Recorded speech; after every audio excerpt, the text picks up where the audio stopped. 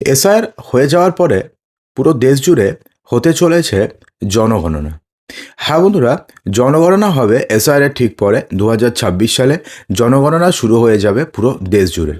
তো সেক্ষেত্রে আপনাদের বাড়িতে কিছু সরকারি আধিকারিকরা আসবেন, যেরকমভাবে এইবার বিএলওরা এসেছেন, এবং আপনাকে বেশ কিছু কোশ্চেন করবেন এবং সেই কোশ্চেনের উত্তর আপনাদেরকে দিতে হবে। তার বেসিসে তৈরি হবে জনগণনার একটা রিপোর্ট, অর্থাৎ সেন্সাস। এবার সেন্সাসের সাথে কাস্ট সেন্সাসও হবে, অর্থাৎ শুধুমাত্র জনগণনা হবে না, জনগণনার সাথে বাড়ি গণনা হবে এবং জাতি গণনাও হবে।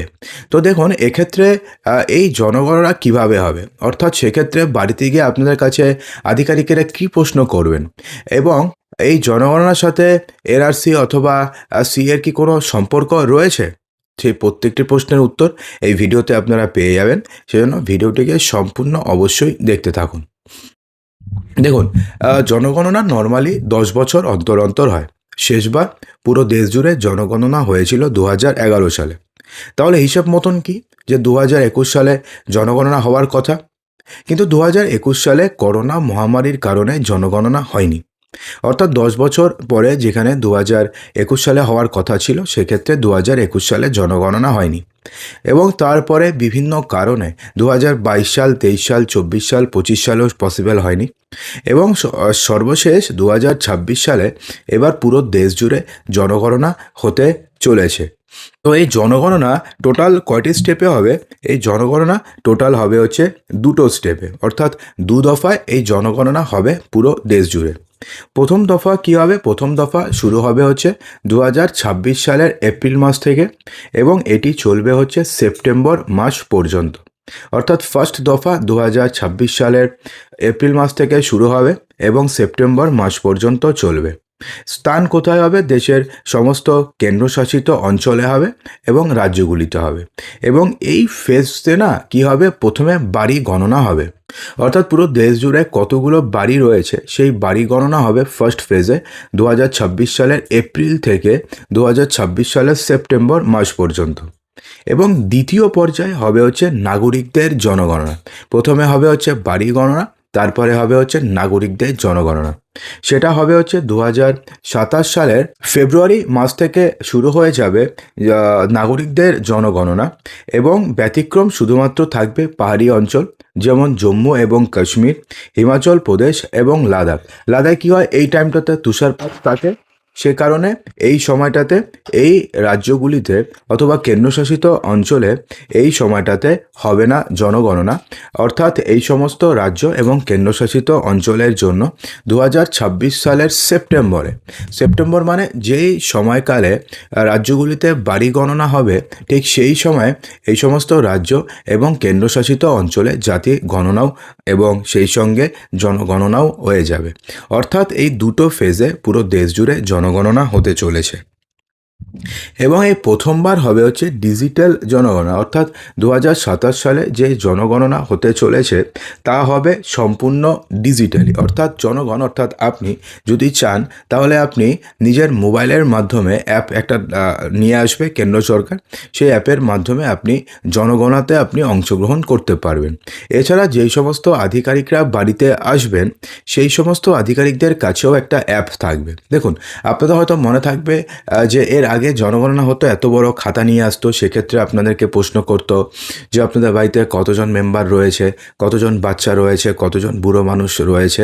তো সেগুলো তারা নোট করতো এবং নোট করে আপনাদের যে ভোটার কার্ডের যে ছবি রয়েছে সেই ছবি 1 কপি নিত এবং কিছু নাম্বার টুকে নিয়ে যেত।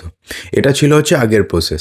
কিন্তু বর্তমানে তো আর পেপার ওয়ার্ক তো আস্তে আস্তে কমে যাচ্ছে, সমস্ত কিছু আজকাল ডিজিটালি হচ্ছে। তো সে কারণে এই যে প্রসেসটি রয়েছে না, এটাও হবে সম্পূর্ণভাবে ডিজিটালি। অর্থাৎ আপনি যদি চান তো আপনি নিজেও অ্যাপের মাধ্যমে পুরো জনগণনা প্রক্রিয়াতে আপনি অংশগ্রহণ করতে পারবেন। সেক্ষেত্রে আপনাদের বাড়িতে কেউ আসবে না। এবং যদি আপনি না চান তাহলে আপনাদের বাড়িতে যে আধিকারিকরা আসবে, সেক্ষেত্রে নর্মালি আশাকর্মী অথবা অঙ্গনওয়াড়ি কর্মীরাই আপনাদের বাড়িতে আসবেন। সেক্ষেত্রে অ্যাপ নিয়ে আসবেন, এই অ্যাপের মাধ্যমে আপনাকে প্রশ্ন করা হবে, সেই প্রশ্নের উত্তর অ্যাপেই তারা নথিবদ্ধ করবেন এবং আপনাদের বাড়িতে কতজন মেম্বার রয়েছে বা কী সেই সমস্ত কিছু করবেন।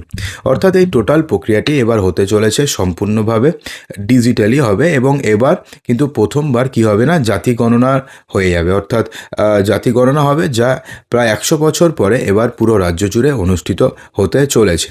দেখুন, কেন্দ্র সরকার বলেছে যে প্রথম ধাপে রাজ্য এবং কেন্দ্রশাসিত অঞ্চলগুলিতে সময়ের জন্য শুধুমাত্র লাদাখ, জম্মু কাশ্মীর এই রাজ্য অথবা কেন্দ্রশাসিত অঞ্চলে 30 দিনের মধ্যে তাদের বাড়ি গণনার সাথে তাদের জনগণনা এবং জাতি গণনাও হয়ে যাবে। তার কারণ 2027 ফেব্রুয়ারি মাসে এই টাইমটাতে সেই সময়তে তুষারপাত হয় এবং এই সময়তে সেই জায়গাগুলোতে কোনোভাবে জাতি গণনা করাটা পসিবল নয়।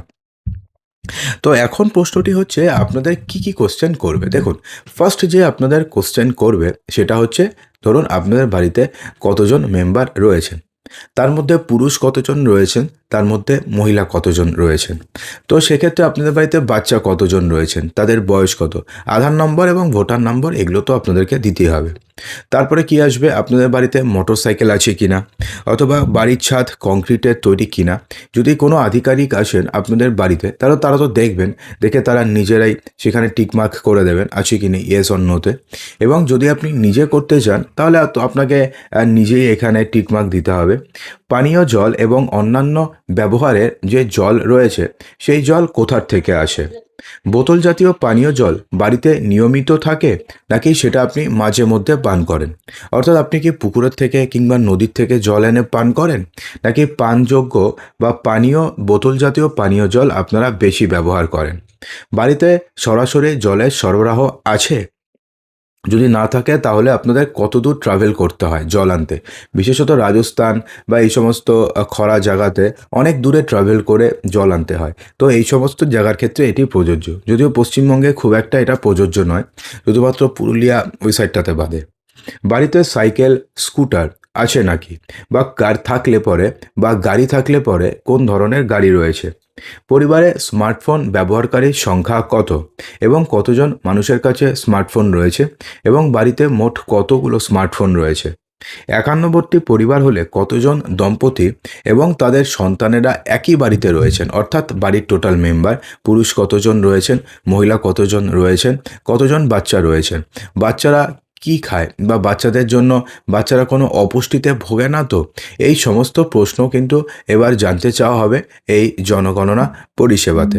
তো সেক্ষেত্রে দেখুন, এবারে যে জাতিগত জনগণনা কিংবা জনগণনাটি হতে চলেছে না, এর সাথে সিএএ অথবা এনআরসি যদি আপনি কোনো প্রশ্ন করেন যে লিঙ্ক আছে নাকি, তো আপনাদের জানিয়ে দিই যে এর সাথে সিএএ অথবা এনআরসি কিন্তু বিন্দুমাত্র কোনো লিঙ্ক নেই। সিএ এনআরসি টোটালি আলাদা জিনিস এবং এটা টোটালটাই আলাদা জিনিস। দেখুন, সিএএ অথবা এনআরসির সাথে জাতি গণনা বা জনগণনার কিন্তু কোনো সম্পর্ক নেই। সিএ এনআরসি টোটালি আলাদা জিনিস এবং জাতি গণনা টোটালি আলাদা জিনিস। জাতি গণনা নর্মালি প্রতি 10 বছর অন্তর অন্তর ভারতবর্ষে হয়ে থাকে। এর আগেও 10 বছর অন্তর অন্তর ভারতবর্ষে হয়েছে। এমনটা নয় যে জাতি গণনা অথবা জাতি গণনাটা নতুন 100 বছরে প্রথমবার হতে চলেছে, কিন্তু জনগণনা কিন্তু প্রতি 10 বছর অন্তর অন্তর হয়ে থাকে। এটা একটা জাস্ট রুটিন ওয়ার্ক, এটা করতে হয়। কাস্ট সেন্সাস মানে সেন্সাস করতে হয়, কাস্ট সেন্সাস যদিও নতুন। তো সেক্ষেত্রে সিএ অথবা এনআরসির সাথে এর কোনো সম্পর্ক নেই। অযথা আপনারা ভয় পাবেন না যে এটা কেউ আসলো আমাকে কোশ্চেন জিজ্ঞেস করলো, আমি উত্তর দিলাম, তো সেক্ষেত্রে সিএ হতে পারে অথবা এনআরসি হয়ে যেতে পারে। এর সাথে সিএ অথবা এনআরসির কোনো সম্পর্ক নেই। তো বন্ধুরা, আশা করব যে ভিডিওটিতে বোঝাতে পেরেছি। এরপরেও যদি আপনাদের কোনো প্রশ্ন থাকে কমেন্ট বক্সে অবশ্যই জানাতে ভুলবেন না।